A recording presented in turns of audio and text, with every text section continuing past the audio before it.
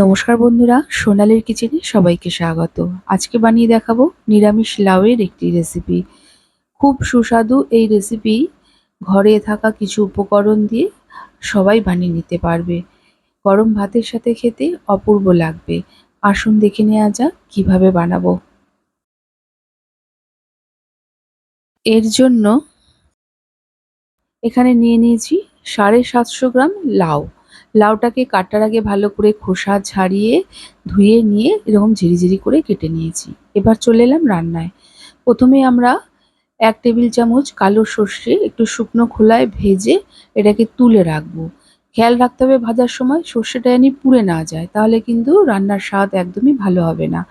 এখন এই সর্ষেটা ঠান্ডা করে নিয়ে আমরা গুঁড়ো করব। এবার কড়াইয়ে দিয়ে দিয়েছি 3 টেবিল চামচ সর্ষের তেল। তেলটাকে ভালো করে গরম করে নিয়ে এখানে 8টার মতো বিউলির ডালের বড়ি আমরা লাল করে ভেজে তুলে নেব। এখানে আমি বিউলির ডালের বড়িটা ব্যবহার করেছি, আপনারা চাইলে মটর ডালের বড়িও ব্যবহার করতে পারেন। তেলটা একটু বেশি আছে তাই সামান্য একটু তেল তুলে নিলাম। এবার ওই তেলের মধ্যে ফোড়নে দিলাম একটা শুকনো লঙ্কাকে ফাটিয়ে, একটা তেজপাতা আর হাফ চা চামচ কালো সর্ষে। ফোড়নটা থেকে একটা সুন্দর গন্ধ বেরিয়েছে, তখনই আমরা কেটে রাখা লাউগুলোকে দিয়ে দিলাম। এই সময় কিন্তু গ্যাসের ফ্লেমটিকে আমরা হাইতে রেখেছি। লাউগুলো দিয়ে একটু ভালো করে নেড়ে চেড়ে নেব। তারপর এতে স্বাদ মতো লবণ দিয়ে দেবো। লবণটা দিয়ে ভালো করে নেড়ে চেড়ে নিয়ে গ্যাসের ফ্লেমটিকে মিডিয়ামে রেখে এটাকে আমরা ঢেকে রান্না হতে দেবো। ততক্ষণে আমরা যে সর্ষেটাকে শুকনো খোলায় ভেজে রেখেছিলাম সেটাকে এবার গুঁড়ো করে নেব।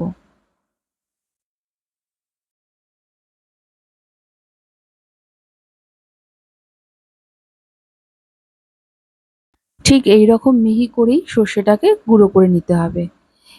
এদিকে আমাদের দেখুন লাউটা কিন্তু অনেকটাই সেদ্ধ হয়ে এসছে। লাউয়ের থেকে যে জলটা বেরিয়েছিল তাতেই কিন্তু লাউটা সেদ্ধ হয়ে গেছে, আলাদা করে কিন্তু কোনো জল দিতে হবে না। এবার এতে দিয়ে দিলাম 3টে চেরা কাঁচা লঙ্কা আর ভেজে রাখা বড়িগুলো। একটু নেড়ে চেড়ে নিয়ে আমরা যে সর্ষেটাকে গুঁড়ো করে রেখেছি তার থেকে 1.5 চা চামচ সর্ষে দিয়ে দিলাম। এবার ভালো করে মিশিয়ে নিয়ে এতে আমরা দিয়ে দেবো 1 বাটি দুধ। দুধটা দিয়ে ভালো করে মিশিয়ে নিতে হবে। দুধ দেওয়ার সময় গ্যাসের ফ্লেমটিকে একদম লোতে রেখে দুধটাকে আমরা অল্প অল্প করে লাউয়ের সাথে দিয়ে ভালো করে মিশিয়ে নেব।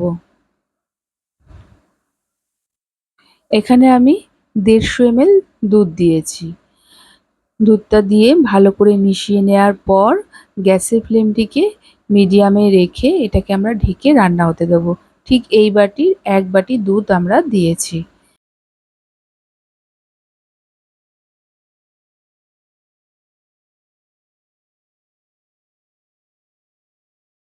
ফিরে এলাম কিছুক্ষণ পর। এখন দেখুন লাউ অনেকটাই শুকিয়ে গেছে। একটু ভালো করে নেড়ে চেড়ে দেবো। তারপর এতে দিয়ে দেবো 1 চামচ চিনি। এই রান্নাটায় চিনিটা কিন্তু অবশ্যই দিতে হবে। চিনিটা দিয়ে ভালো করে মিশিয়ে নেওয়ার পর ঠিক নামানোর আগে 1 চামচ ঘি দিয়ে ভালো করে মিশিয়ে নিয়ে গ্যাসের ফ্লেমটিকে অফ করে এটাকে আমরা কিছুক্ষণ ঢেকে রেখে দেবো। তারপর এটাকে আমরা সার্ভ করব। যারা আমার ভিডিও প্রথম দেখছেন সেই নতুন বন্ধুদের কাছে অনুরোধ রইল, আমার রেসিপি যদি ভালো লেগে থাকে প্লিজ আমার চ্যানেলটিকে সাবস্ক্রাইব করে পাশে থাকা বেল আইকনটি অবশ্যই প্রেস করবেন। এতে আমি যাই রেসিপি আপলোড করি না কেন নোটিফিকেশন সবার প্রথম আপনার কাছে গিয়েই পৌঁছাবে। গরম ভাতের সাথে এই রকম একটা পদ থাকলে এই এক পদ দিয়ে দেখবেন সমস্ত ভাত খাওয়া হয়ে যাবে। পুজোর দিনগুলোতে আমাদের অনেক রিচ খাওয়া দাওয়া হয়েছে। এই রকম হালকা অথচ সুস্বাদু কিছু খেতে হলে এই রান্নাটা কিন্তু অবশ্যই ট্রাই করে দেখতে পারেন। যাই হোক, আজ তাহলে এই পর্যন্ত।